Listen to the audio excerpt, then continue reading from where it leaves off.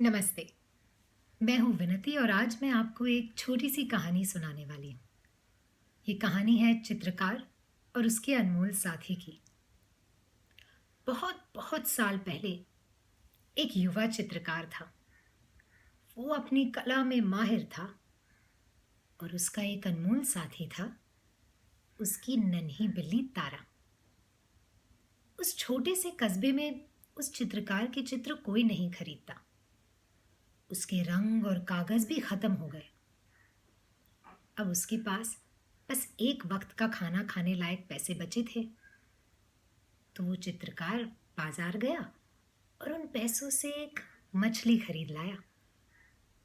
पर जब वो मछली पकाकर खाने बैठा, उसे लगा ये तो बिल्ली तारा और उसके लिए कम है। तो वो तारा से बोला, ये मछली तुम खा लो, फिर शायद मैं तुम्हें कुछ ना दे पाऊं। और बिल्ली मछली खा गई और चित्रकार भूखा ही सो गया। लेकिन जैसे ही उसने अपनी आंखें मूंदी, दरवाजे पर एक दस्तक हुई। उस चित्रकार से मिलने कुछ बौद्ध भिक्षु आए थे।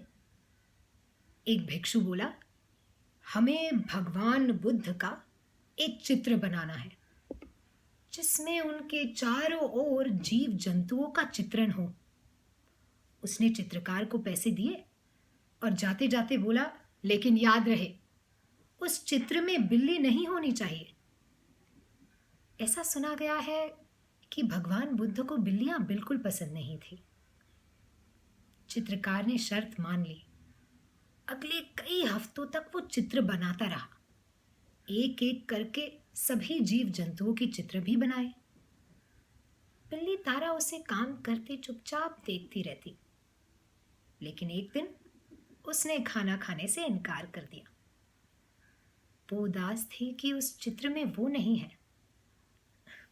तो चित्रकार ने उस चित्र में भगवान बुद्ध के बिल्कुल नीचे बिल्ली का एक छोटा सा चित्र बनाया। बिल्ली ने चित्रकार की ओर प्यार से देखा और हमेशा के लिए उसकी गोद में सो गई। चित्र पूरा हो गया। सबने बहुत प्रशंसा की। लेकिन एक भिक्षु की नजर तेज थी। उसने चित्र देखा और बोला, हमारे आदेश का अपमान। तुमने इस चित्र में बिल्ली क्यों बनाई? अब तुम्हें सजा दी जाएगी। तुम्हारा चित्र जला दिया जाए।